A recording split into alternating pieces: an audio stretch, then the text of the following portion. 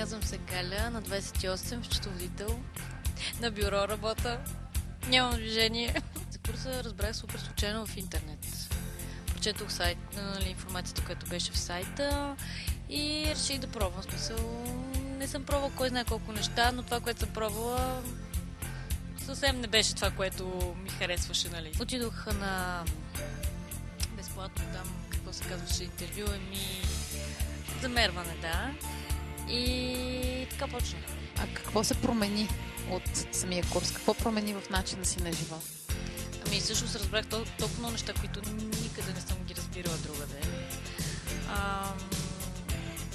Просто информация, която сигурно трябва да се учи в училище по принцип. Но никъде не се казва за нея. Ами, че трябва да се яде редовно, не да се гладува.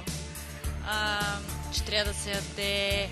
Какво точно трябва да се яде, нали? Смисъл, навсякъде казват на диета, плодове, но не се казва, че много вода, примерно, или протеин, че е толкова важен. Какъв резултат постигна? Ами аз няма кой знае колко, нали, килограми, но пък всичко при мен беше в хоризонтално, нали, разширено положение.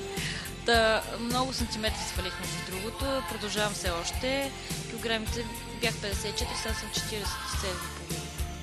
Това са 7 кг. Какви размери от дрехите свали? Два размера, да. Окей, какво смяташ да правиш от тук нататък с храненето си? И надявам се да си продължа така, смисъл. За сега съм го успяла да го позадържа режима, нали. Има от време на време изкушение, то не може без, нали. Много държа, нали. Сутрин закусвам, пия по водата, която ми е необходима за моя организъм. Знам какво, нали, какво да ям, какво да нямам, сладкото, така го намалих.